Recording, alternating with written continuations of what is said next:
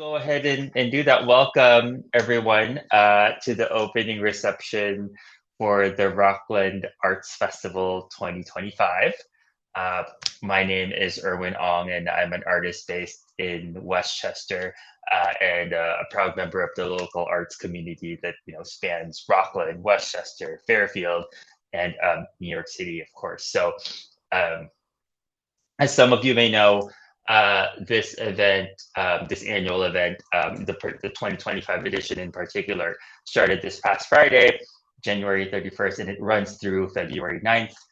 And you can check out the festival's calendar for a list of all the free, emphasis free events happening. And the website is www.rocklandartsfestival.org. So you can see the list of upcoming events and all the artwork of the 84 visual artists that are participating this year. And just real quick, tomorrow there will be, as far as the events coming up, tomorrow there will be a chat about mastering the business of art. On Tuesday, there will be another virtual event talking to 12 of the artists participating in the festival. And on Wednesday, there will be a very informative Q&A with art curators in our area. So, and there are plenty of other events, but that's just sort of a sampling of really the rich programming that the committee has put together for this festival. So we hope that you'll be able to attend. Much like tonight's event, you will have to register in advance. So again, you can check out the website for all of that information. And just some housekeeping, just a reminder to keep yourself muted throughout the event. And if you have any questions, have any technical difficulties, just leave it in the chat there. And Lisa from the committee will be monitoring the chat, and she can help you with any of those questions. And so tonight, we will be hearing from two wonderful people. The first is Dr. Adam Neal, who's going to discuss with us the use and influence of color in art and its impact on both the artist and the viewer. And then Marcy Axelrod will come on to share insights and strategies to help artists unlock their motivation and enhance creativity. And I think we'll have lots to take away from these two wonderful conversations. So we'll start with Dr. Adam Neal. So I'm just going to introduce him real quick and give you some context for why he's here. Adam has served as a psychotherapist, educator, writer, and editor, and he currently serves as core faculty and clinical coordinator for Sophia University, formerly known as the Institute of Transpersonal Psychology. He has contributed writing to such publications as The Therapist, Mindfield, the magazine of the Parapsychological Association, and even sold a few greeting card ideas to American Greetings. Adam holds a PhD in transpersonal psychology, an MA degree in counseling psychology, and graduate certificates in both creative expression and dream studies, all from Sophia University. Adam's research interests are in phenomenology, discourse analysis, and what constitutes the experience of intuition. So, Adam, I'll hand it over to you.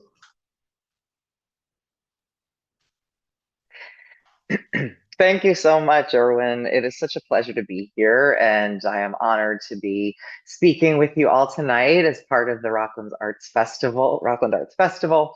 And hopefully just to give everybody some things to think about when it comes to the impact of color in art. So I'm going to share my screen now for my presentation.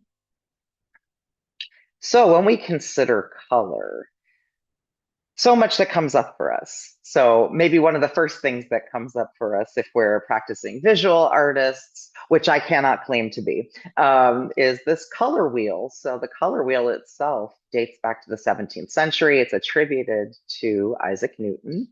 And through the idea of taking the color spectrum and placing it on this wheel, we all of a sudden had the idea of which colors would be complementary and maybe producing some kind of effect if they are next to each other. And the concept of colors being either warm or cold or cool. So we have warm colors, yellow through to the dark reds and the pinks, and then cool colors, greens through the pink, through the purples and a little bit of the pink as well. So then on the B side here, we just have the idea of complementary colors. So even just the idea of complementary colors gives us something perceptual to consider. When we say perceptual, we're thinking kind of about the neurobiology of color, what it means to look at something and for it to produce some kind of physiological effect on us. Having complementary colors like this next to each other immediately signals to our brain that there is something to be noticed or to pay attention to. So that's an instant tool that artists have been using for centuries as far as how colors are displayed on, let's say, a canvas for a painting. Okay. So one question that's always important to ask ourselves as a viewer of any visual art when we're considering color is, how does color function in this particular artwork? So when we think about the function of color in the context of an artwork, one of the concepts that comes up is that of verisimilitude. Verisimilitude is applicable to the visual arts, but also it's applicable to literature, to films. Verisimilitude is the appearance of reality. So when we consider a very close representation of the real world, the extent to which an artwork is meant to reflect the real world can be called its verisimilitude. And of course, when we are talking about verisimilitude in the visual arts, we're talking about representational art. It's meant to look like something that the viewer will immediately recognize as part of the real world. It is either an object or a landscape that anybody who is looking will know what it was that the artist was intending. So this goes along with paintings that are realistic or even photorealistic, meaning so hyper-realistic that they are meant to actually be representing reality itself. And finally, maybe color can be functioning in a symbolic way. And this can be the case whether something is representational or abstract, otherwise known as non-representational. Something important to consider when we're taking in an artwork. Let's say we're looking at something particularly realistic and that the colors are reflecting the real world as we know it when we look. And also that the use of color, even in that context, could take on a symbolic meaning as well. And I'll talk a little bit about that in a moment. So to go along with this idea of how color might be functioning within a work of art, I am presenting two very different paintings here. The first on the left is a painting from the mid-19th century by a Russian artist called Ivan Shishkin. And as you can tell, it is a natural landscape where the color is meant to reflect exactly what he was seeing. I don't actually know if this was a plein air painting, meaning it was done outside, or if this was something that he used, that he produced afterwards. But the idea is the color is meant to purely reflect a landscape and what we know when we would be looking at it ourselves, and it almost photorealistic, even though it predates our ability to take a digital photo now. On the right, we have a painting by Beverly Acha, and this is a very different use of color, but is meant to be a different kind of fantastic landscape.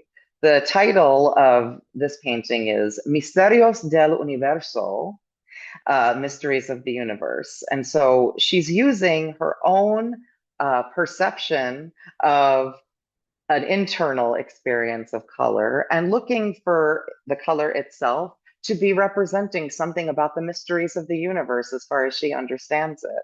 Interestingly enough, we have the use of complementary colors, blue with red and purple, and the proximity of the colors to each other, as well as what is taking up more of the painting. Well, this goes along with this idea of the mystery. So she is seeking to get that across the different colored orbs meant to reflect different, potentially different planets, things that we could maybe argue are representational, but not done in a way that we would expect based on what we can externally observe.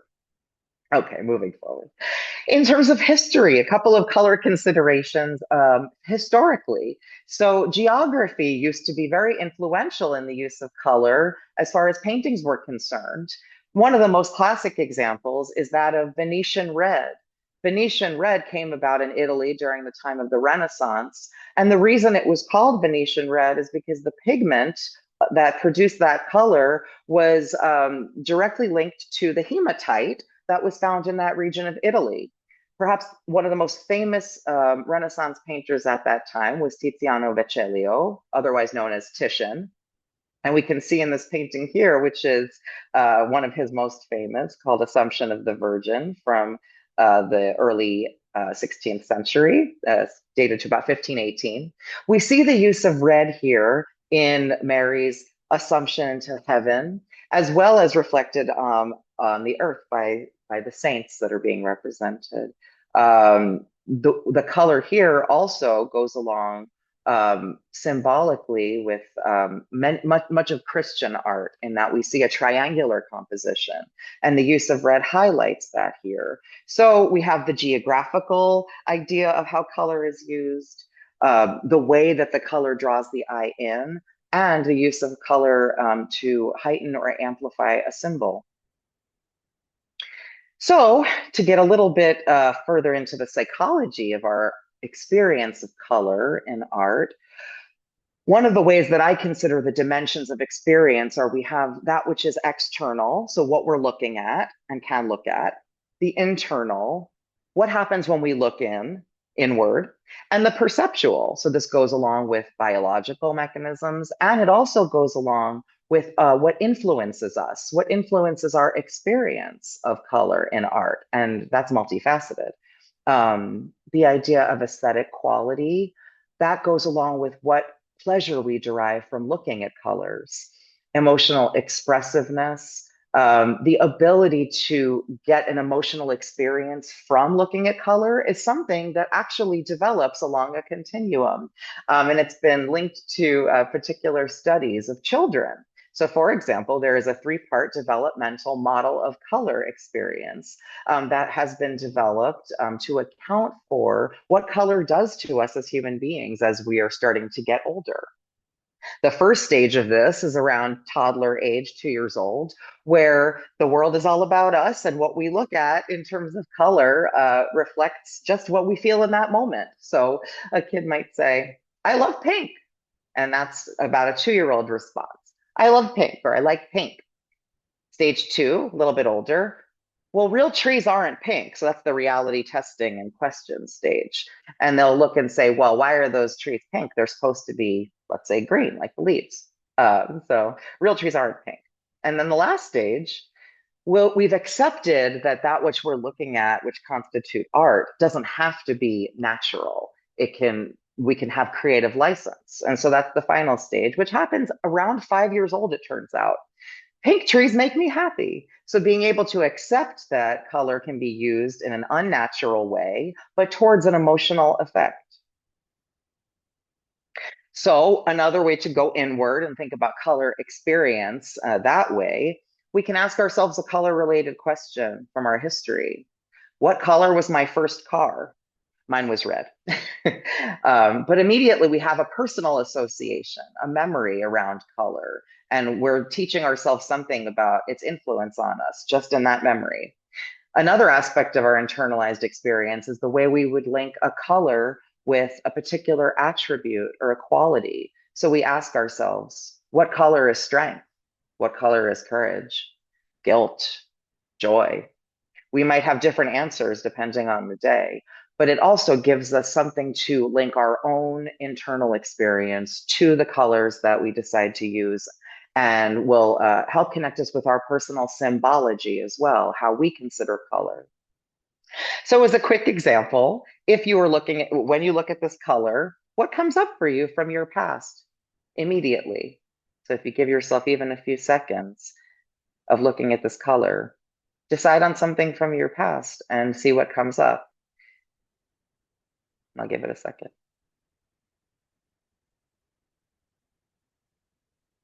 So chances are that you might have had several flashes come up from your past. But if we're looking specifically at our history and connecting it with a color, interesting how quickly some of those associations happen.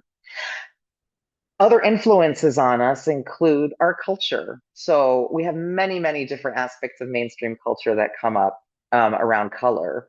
Some cultural examples, blue associated with sadness or sorrow. Why so blue?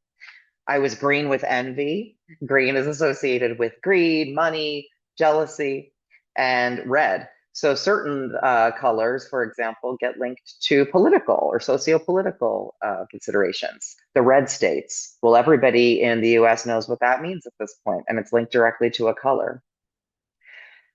Just a couple more things.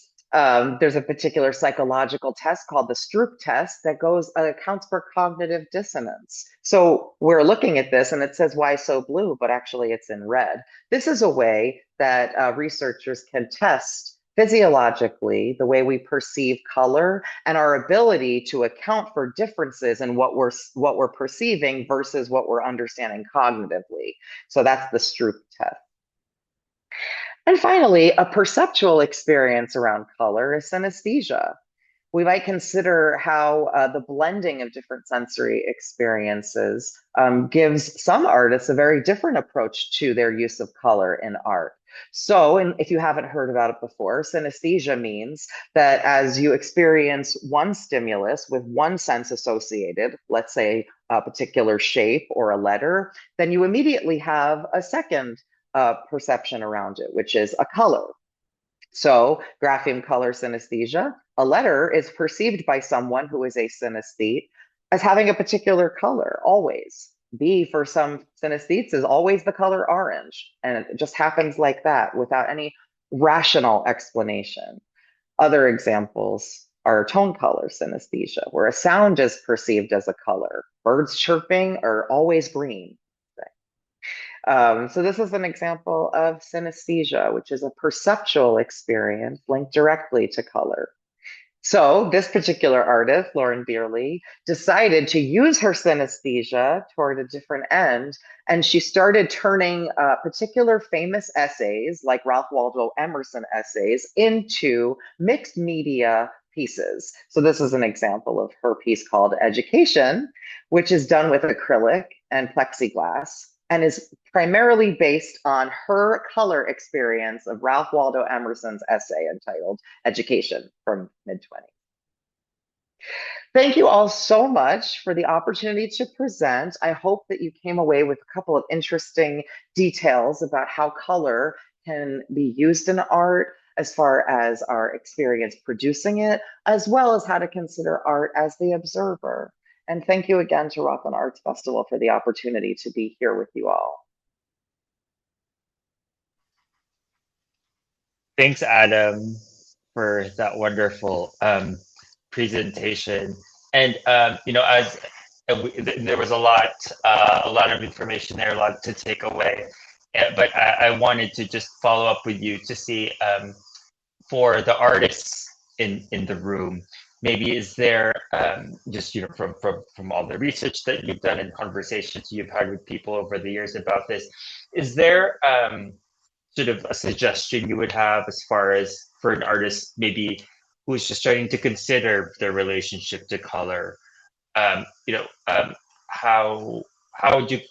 should they sort of approach color in their art practice. Mm. Thank you. Yeah. So in terms of approach, I love the idea of intentionality. So how we set an intention around, let's say, what color we're going to use. And so if we're doing something with intentionality, we are exercising a willingness to consider in multiple ways what a color might mean for us. So let's say we're going to work with a particular quality, like I mentioned, like strength.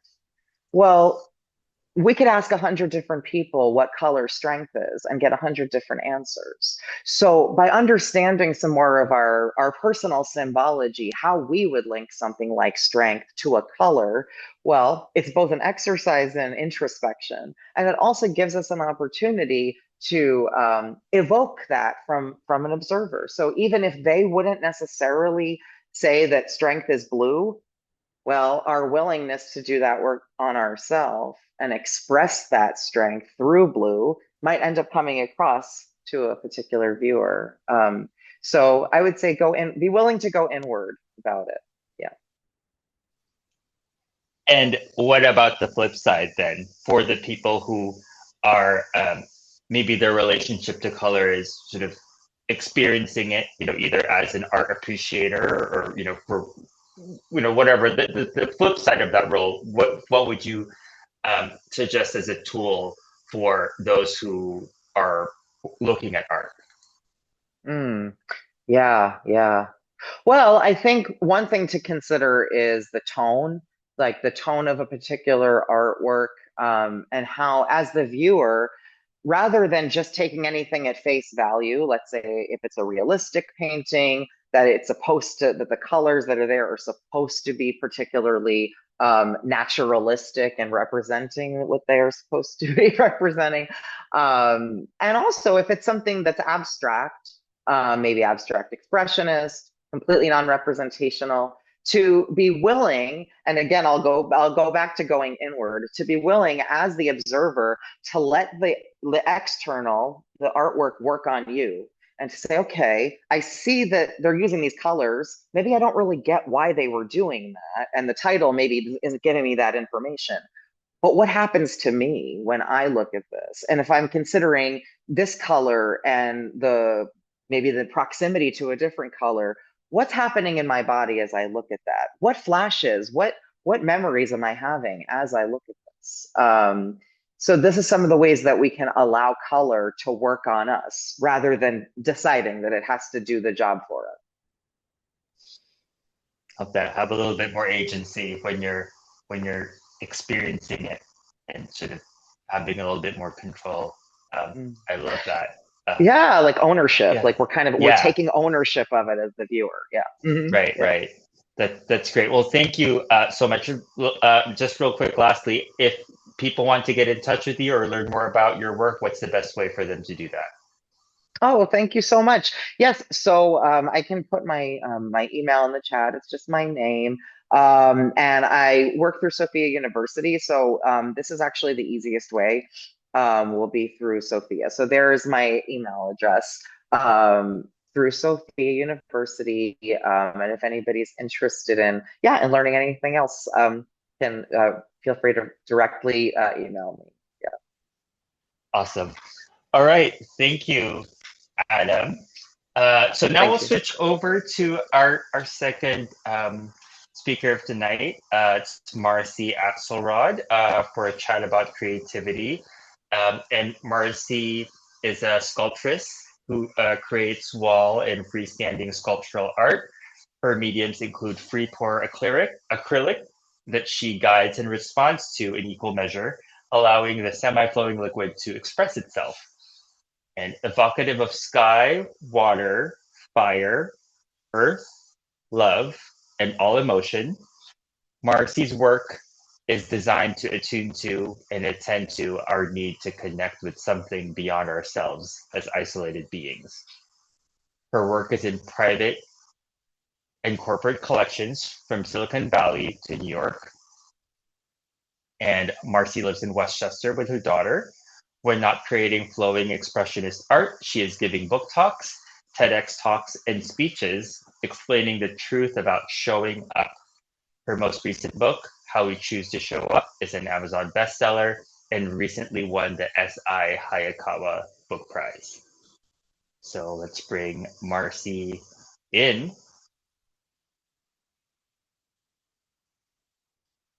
She there? Okay. Hello? There you go. Hi, Hello, Marcy. Erwin and everyone. Wow, thank you for that introduction.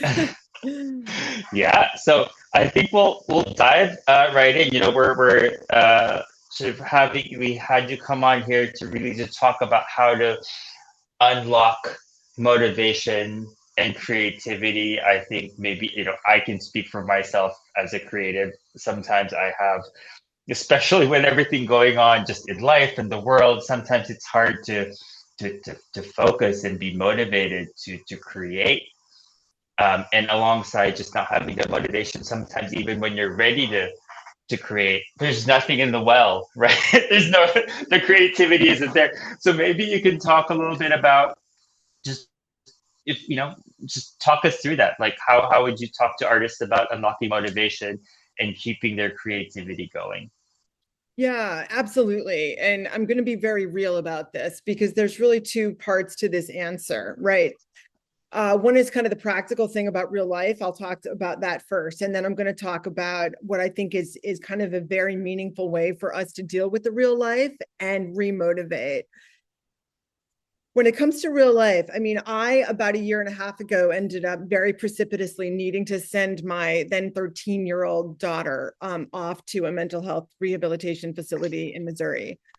Tremendously unexpected. I didn't see her for 9 months. Let's talk about hard to motivate, hard to create art. And when you do create your art, it's going to have that energy. And I've been on a journey of kind of getting myself back, getting my book out there. So, you know, life happens, right? You know, and, you know, how do we deal with that? So motivation is not what we think. Motivation is about our beliefs. It's about the meaning that we give things, the sense making, and the significance, right? Why are we creating this art, right? Because it's our beliefs that architect our behavior, right? It's our beliefs that are the depth of how we show up to our lives, to our art, and to our moments. So let's talk about that because the meaning that we make really has 4 parts: significance, mattering, coherence, and purpose. Significance means that our lived experience actually have a depth, they have a weight, they have a worthiness, right? They aren't fleeting or transitory, but they have a sustained impact and consequence such that there's a worthiness to them. So we need significance to feel a sense of meaning, and all of this gets imbued into our art. The second part of meaning making is mattering. Something matters when it's bigger than us. It goes beyond just the independent, separate self that society has taught us to be, right? But instead, we matter beyond ourselves. Coherence, which is the third part of meaning, talks about a harmony in that what we do builds and substantiates to create something more. There's a unified whole that we are building toward. And then the fourth part of meaning is purpose. And you know, this is a word that's bastardized in society, but ultimately it's that there's some kind of rationale or reasoning that guides our intent. So when we have significance, mattering, coherence, and purpose, we can have meaning, and that then to me is an unwavering source of motivation. And you can look toward those 4 things. If you didn't take notes, just be in touch. I'd be happy to share this. There's a lot of neuroscience behind what I just expressed, but I don't know that in our 15 minutes we have time. One thing I really want to be clear on, though, and Erwin, if it's okay, just before we move on to our next question, Sure. Motivation is not about tactically getting stuff done. Let's be very clear. That might be the tip of the iceberg, but it's not its depth, which is why habit-based approaches don't work, right? Which is why New Year's resolutions fall flat and the gym that's been very busy this past month is about to be empty, right? We need to substantiate and interrogate the beliefs that underlie our actions such that we can then get to something more specifically as artists, right? Because we're empaths, right? We often have a deep sense of compassion for the world and feel like pushed around by it. Mattering is in our DNA, which is why it's all the more important for us to get at the root of the significance that we feel about our work, and then motivation shows up for us. I hope that's been helpful and not too deep or intellectual. Yeah, no, I appreciate that sort of that clarification. And then to go further with that, we're talking about maybe what where people are putting the emphasis. You just talked about it's not about the habit, it has to be sort of maybe something bigger, and stop me if that's not what we had just discussed. But that, I wonder then, what do you think are the common obstacles that artists are struggling with from a motivation standpoint, and what are ways to sort of combat that? Yeah. So the obstacles, I mean, I feel that there's a lot of basic things that kind of keep us to do what I call just show up, right? And just showing up is like you're phoning it in, right? You're just getting stuff done, but in doing so, you aren't deeply attuned to what you're doing, such that you're not feeling its significance. Anytime we have insufficient sleep, we have stress, we have pain, we have fear, there's concern, all of that holds us up, plus the unhelpful beliefs that we have of this isn't going to work, I'm not going to make it into this special festival, like whatever that may be. Our professional goals have to be tangible, meaning that we need to be able to viscerally feel them and see them, because they will show up for us the way that we show up for them. And I want to be clear that it's not showing up to, it's showing up with and for, because because everything is relational, right? And we create the way the world shows up with, to, and for us. In my book, I quote Stephanie Chiacopolo, and she talks about how the moment we feel any version of stress or fear or threat, we are over 50% more likely to perceive it from the outside world, from the person, from the way someone's looking at us, from the weather, from the wind, from whatever it may be. So we very much have to make sure that we are showing up to our work, to our drive, to our zeal, to our elan, right? The way that we want it to feed us. And when you picture that infinity symbol, which is also a Mobius strip, we go through the present moment into the outer world. It shows up for us into the present moment, and then within us. So if there's the outer world here, we're here, and the present moment in the center.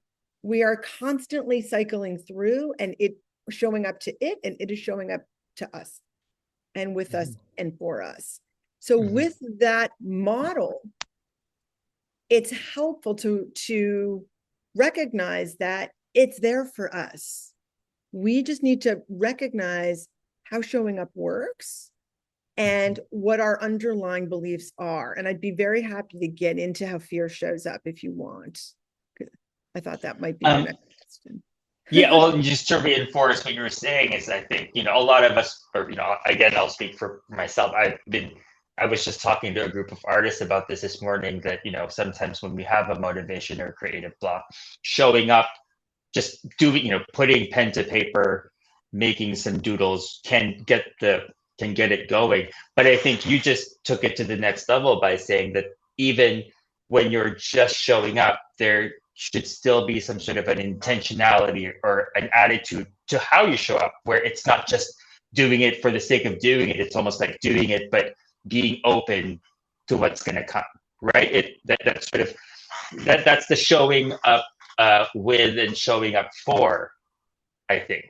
Right? Yes.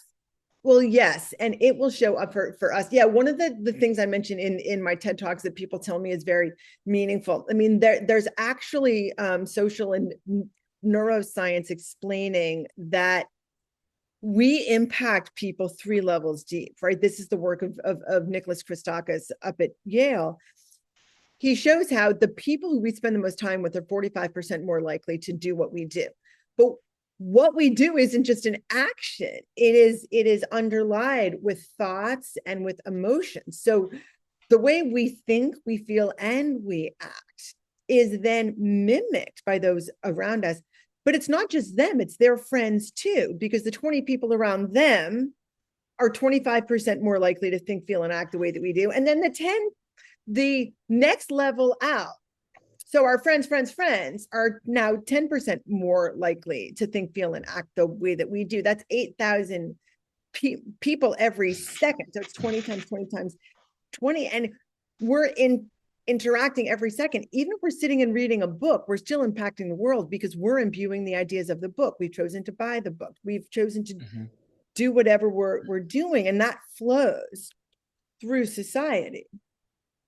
So everything we do is massively impactful, and that's part of the truth of showing up. And our art, of course, shows up, and the colors that we use show up. Thank you, Adam. And how we understand the colors that we use show up. So everything we're doing is deeply, deeply, deeply impactful. Great. Yeah, and so now I'm going to switch a little bit. These are big topics. We're just doing major sort of strokes here. But we've talked to the artists in the room now, right, about the motivation. And I wanted to just touch specifically for the folks in the audience who are maybe not quite in touch with their inner creativity, or maybe have experienced trauma in some way and aren't able to express it now. They're afraid, they're frustrated, there's something blocking it. Do you have any advice or exercises or takeaways for them to maybe help get that going? Yeah, I do. I have two quick sets of things. And I first want to categorize the fear. Often it's based in judgment, and it's based in often one of 4 things, right? Feeling lesser than, feeling better than, feeling I deserve, or feeling I need to be seen as, or my art needs to be seen as. Okay, so that's a whole bucket of things. And often people are like, oh my God, that's me, that's me, that's me. Bottom line is recognize, first of all, everyone feels that, but also you only feel that if you perceive yourself to be totally separate from. And that is a lie. Human beings like blades of grass, a blade of grass, either it's in a meadow, it's in a hillside, it's in your backyard, it's in a pot, it doesn't matter. It's not alone. And it was never designed to be alone. We are nature. And just like roots under the tree interconnect and serve each other, we are not, we are individuals, but we are not separate from, we are interlinked. So once you recognize that, and I'm going to demonstrate right now by pausing and turning on the right hemisphere of my brain so that I'm really feeling you and you're feeling me. And in slowing down the way I did, I changed not only my chemistry, I changed yours. The beat of your heart probably slowed. Maybe some oxytocin came up that connects us. So how can you possibly feel like you're an island separate from, doubting yourself or feeling fear or not being willing to get your stuff out there? Because we are all with you and we are for you.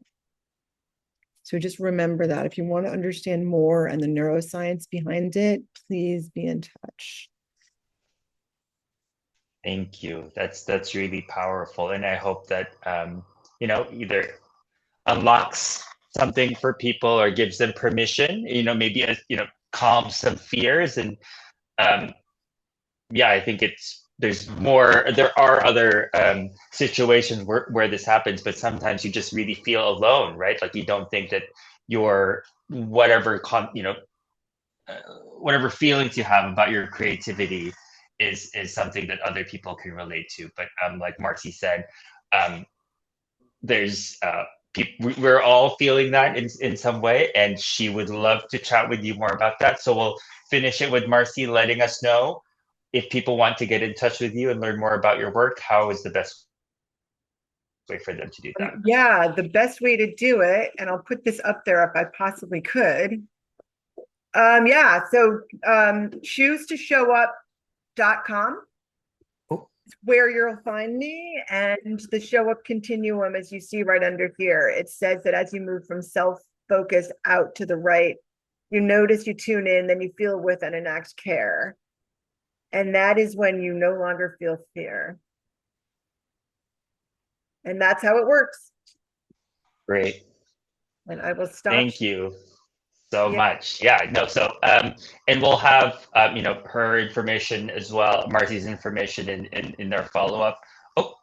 And yeah, so thank you. And yeah, if you have, I know we covered a lot of topics, a lot of big topics in a short amount of time, but like Adam and Marcy said, we're willing to continue the conversation. And these are conversations that you can have with your peers as well. I feel like there's power in us having, sharing our sort of our questions, our feelings, our thoughts, our processes, and sort of working through all of these together.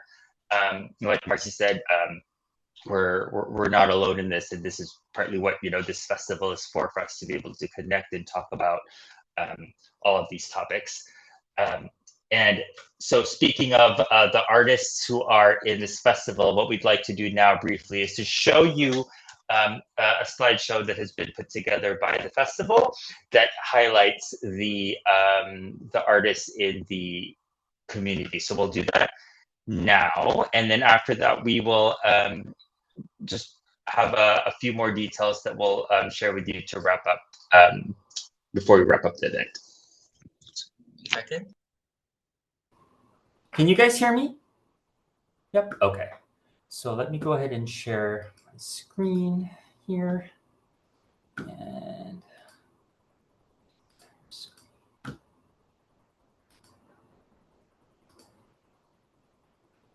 And you'll have to let me,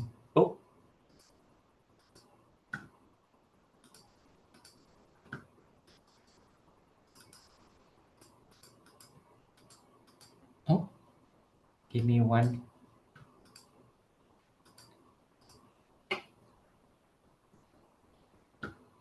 Sorry, is Lisa, are you there?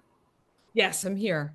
Would you, for some reason, my browser is stuck. Would you be able to play the video?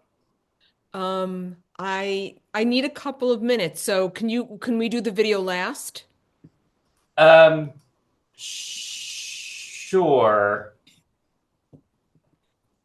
Sorry, everyone. Of course, this is the time that my browser has decided to. Yes, we can do that. We can do that last. Okay. So give me 1 second here.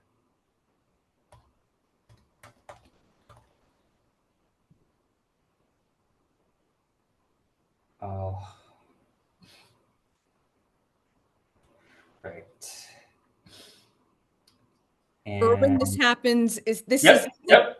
Yes. Exactly. So we'll show you the slideshow of everyone's work later on. Guarantee you it's going to be amazing. So stay tuned for that. But in the meantime, what we'd like to do is make a special announcement. So as part of the gallery of artists that we showcased on the website, we had the website visitors vote for their favorite artist.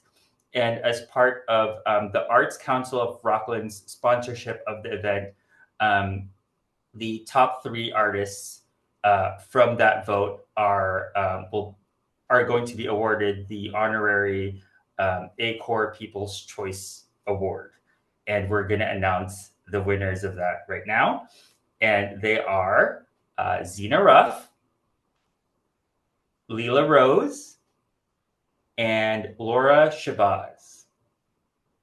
So congratulations to you all. Spirit fingers, applause. And each of the artists will receive a solo feature video on the festival's Instagram, YouTube, and Facebook. And the committee will be in touch with you after this to get that, the content for that. So congratulations to you all for that award. And then as you check out Zena, Leela, and Laura's work online, make sure to check out the work of the rest of the artists. If you haven't done so already, everyone has some artwork on the festival website, and also a link to their social media or website for you to be able to connect with them and or even purchase art from them. So that obviously that opportunity is there for you as well. And so Lisa, I just want to check, are you able to show the... Erwin, I have a feeling this is the Zoom issue and not an Erwin or Lisa issue. Got it. Okay. So what I'll do is this. I'll put the videos going up tonight on YouTube, Instagram, and Facebook. Okay. So great. Everybody can see there in its fullness. Great. Yes. So and if you if you have a chance to look at the video of all the artwork, go ahead and do that, please, through the link that will be provided via YouTube. Otherwise, everything is on the festival website, and we'd love for you to check out everyone's work and check out the calendar of events. There's so many good, free, informative events happening this week, so we'd love for you to check that out. Thank you to Adam and to Marcy for lending their expertise and their wisdom with us today. And to all of you, the audience, for spending your Sunday night with us. And thank you to all the participating artists of the festival who are here. And to the sponsors for the festival as well. So thank you all for joining us. All right. Have a good night.